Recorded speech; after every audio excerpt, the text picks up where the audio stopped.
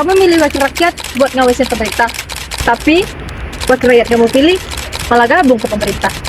Terus, siapa yang ngawasin pemerintah? Tidak ada. Nah, itulah yang terjadi sekarang di Indonesia. Namanya koalisi gemuk. Dan dampaknya jauh lebih berbahaya dari apa yang kita kira.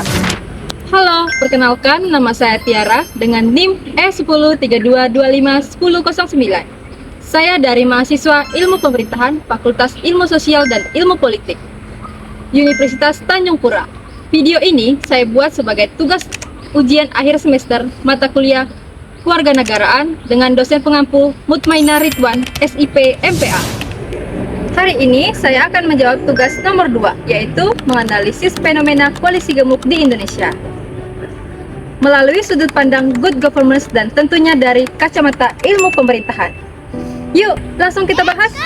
Jadi begini, dalam sistem presidensial multipartai seperti Indonesia, presiden yang baru terpilih biasanya langsung merangkul sebanyak mungkin partai masuk ke koalisi pemerintahannya. Tujuannya masuk akal, supaya agenda kebijakan dan legislasi bisa berjalan mulus tanpa banyak hambatan di parlemen.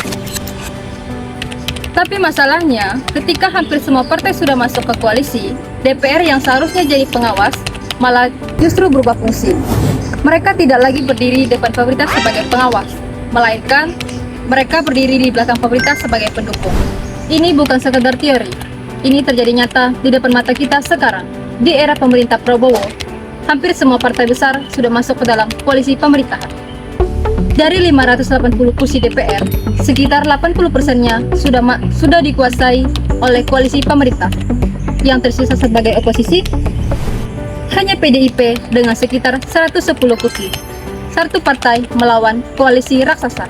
Lalu, siapa yang benar-benar mengawasi jalannya pemerintahan kita? Terlalu kecil untuk bisa berbuat banyak.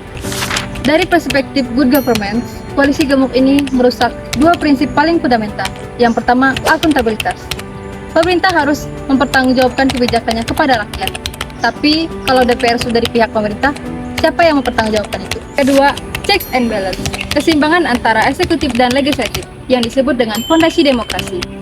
Tapi, koalisi gemuk meruntuhkan keseimbangan itu. Eksekutif jadi terlalu kuat, legislatif jadi terlalu lemah.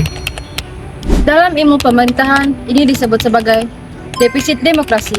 Prosedurnya tetap berjalan, pemilu tetap ada, DPR tetap bersidang, tapi substantif pengawasannya kosong belaka. Saya sebagai mahasiswa ilmu pemerintahan akan berbicara lebih dalam bahwa kita diajarkan dalam ilmu ini bagaimana kekuasaan dikelola, dikuasai, dan dipertanggungjawabkan. Tetapi koalisi gemuk menyerang tiga hal ini, di mana kekuasaannya terlalu terpusat, yang disebut hiper eksekutif. Presiden bisa menjalankan semua agendanya tanpa perlawanan berarti. DPR ibarat wasit pertandingan yang ternyata keluarga salah satu tim. Sudah pasti tidak netral, tidak akan berani meniup peluit ketika ada pelanggaran. Dan yang paling berbahaya adalah akuntabilitas hanya jadi kosmetik. Rapat tetap ada, laporan tetap dibuat, tapi itu hanyalah formalitas tanpa pengawasan. Ujung-ujungnya rakyat yang paling rugi. Kebijakan tanpa pengawasan rentan penyelewengan. Anggaran bisa disalahgunakan, dan rakyat kecil selalu jadi korban pertama. Lalu, apa solusinya? Lembaga independen seperti KPK, BPK, dan Mahkamah Konstitusi harus dijaga benar kemandiriannya dari tekanan politik koalisi. Masyarakat sipil dan media harus diberi ruang luas untuk mengkritik kebijakan ini tanpa ada rasa takut. Karena ketika parlemen diam, mereka lah yang berbicara. Dan yang terakhir, dari kita sendiri, mahasiswa punya tradisi panjang dan terbukti dalam sejarah sebagai pengontrol kekuasaan yang efektif ketika saluran formal sudah buntu. Yang paling penting dari semua ini adalah refleksi untuk ke depan.